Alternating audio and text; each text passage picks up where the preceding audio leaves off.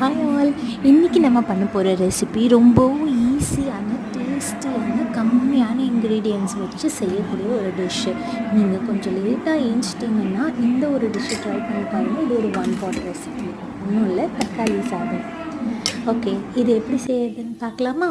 ஒரு தவாவில் ஆயில், நெய் சரிசமமாக அதில் பட்டை, கிராம்பு, ஏலக்காய், பிரியாணி இலை எல்லாம் போட்டு பொரிஞ்ச பிறகு வெங்காயத்தை போட்டு நல்லா வதக்கிக்கோங்க. வெங்காயம் நல்லா வதங்கின அப்புறமா பச்சை மிளகாவை போடணும். பச்சை மிளகாவை நீங்கள் கீறிட்டும் போடலாம், இல்லைனா இந்த மாதிரி கட் பண்ணிட்டும் போடலாம். அதுக்கப்புறம் கொஞ்சோண்டு இஞ்சி பூண்டு விழுத 2 ஸ்பூன் ஆட் பண்ணிக்கோங்க. நான் 2 வெங்காயம் எடுத்துருக்கிறதுனால 3 தக்காளி எடுத்துருக்கேன். ஏன்னா இது தக்காளி சாதங்கிறதுனால தக்காளியோட டேஸ்ட் வரணும், அதோட ஃப்ளேவர் இருக்கணும்னா கொஞ்சம் தக்காளி அதிகமாக சேர்த்துக்கணும். ஸோ நான் 3 மீடியம் சைஸ் தக்காளி இதில் ஆட் பண்ணியிருக்கேன். இது நல்லா வதங்கணும். தக்காளி வெங்காயம்லாம் நல்லா வதங்கி எண்ணெய் பிரிஞ்சு வர மாதிரி ஒரு ஸ்டேஜில் கொத்தமல்லியை ஆட் பண்ணிக்கணும். கொத்தமல்லியை ஆட் பண்ணி அதையும் நல்லா வதக்கிட்டு அதுக்கப்புறமா இதுக்கு தேவையான அளவு உப்பும் மிளகாத்தூள், தனி மிளகாத்தூள் தான் ஆட் பண்ணணும். நம்ம குழம்பு தூளோ இல்லை சாம்பார் தூளோ ஆட் பண்ணினோன்னா அந்த டேஸ்ட் வராது. நீங்கள் தனி மிளகாத்தூள் ஆட் பண்ணிங்கன்னா ஒரு குஸ்கா மாதிரி ஒரு டேஸ்ட் இதில் வரும். ரொம்ப டேஸ்டியாக இருக்கும். அது ஒரு பிரியாணியோட டேஸ்ட் வந்துருக்கும். இதே நீங்கள் சாம்பார் தூளோ குழம்பு தூளோ சேர்த்திங்கன்னா அந்த டேஸ்ட் வராது.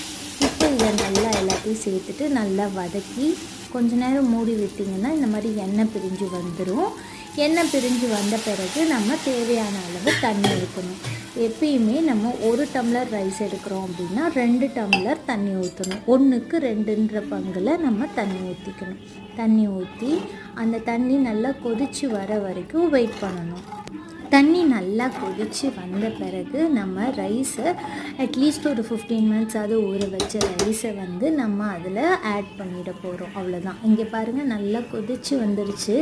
ஒலை கொதிக்கிற மாதிரி கொதிக்கணும். அந்த மாதிரி கொதித்த பிறகு நம்ம ரைஸை தண்ணி இல்லாமல் வடிகட்டி ரைஸ் மட்டும் போடணும். தண்ணியோடு போடக்கூடாது. தண்ணிக்கு திட்டமாக நம்ம தண்ணி வச்சிட்டதுனால தண்ணிலாம் எதுவும் இல்லாமல் ரைஸ் மட்டும் போடணும். இதுதான் நான் தம் வைக்கிற மெத்தடு. கீழே நம்ம தோசைக்கு போடாத ஒரு தோசை கல் வச்சு மேலே நம்ம பாட்டையும் வச்சு அதுக்கு மேலே ஒரு வெயிட் வச்சிட்டோன்னா தம் போட்ட மாதிரி ஆகிடும். சூப்பரான தக்காளி சாதம் ரெடி.